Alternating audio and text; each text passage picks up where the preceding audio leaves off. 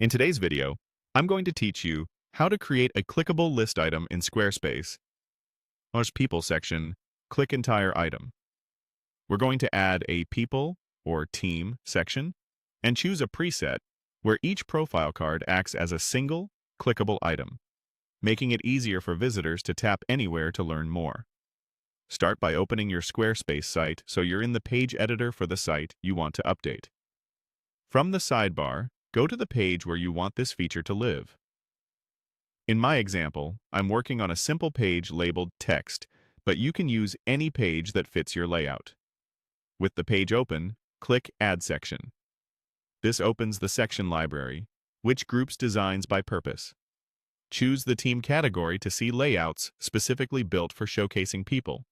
These are optimized for names, roles, images, and links, and many of them make the entire tile interactive for better usability, especially on mobile. You'll see a grid of preset designs. Click through the highlighted options to preview how each one looks on your page. As you browse, pay attention to how the cards respond on hover, how images are cropped, and how text wraps. These cues help you identify which layouts make the entire item feel clickable and unified. Keep clicking the highlighted tiles until you land on a design that matches your brand and content needs. When you see the preset called Our Team, select it.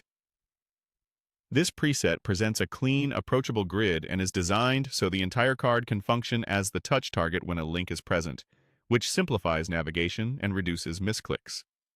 After you've placed the section, click Save to commit your changes. Saving ensures the section stays on the page and locks in the structure you just chose. From here, you can customize the content right in the editor, replace placeholder photos, update names and titles, and adjust descriptions. Keep images consistent in size and orientation so the grid looks polished, and use concise titles to prevent wrapping.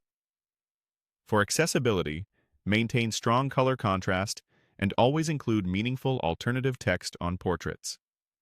Before you publish, preview the page on mobile and desktop to confirm that each card feels like one clear target and that spacing, hover states, and tap areas behave as expected.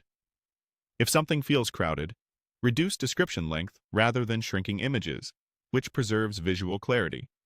When you're happy with the look and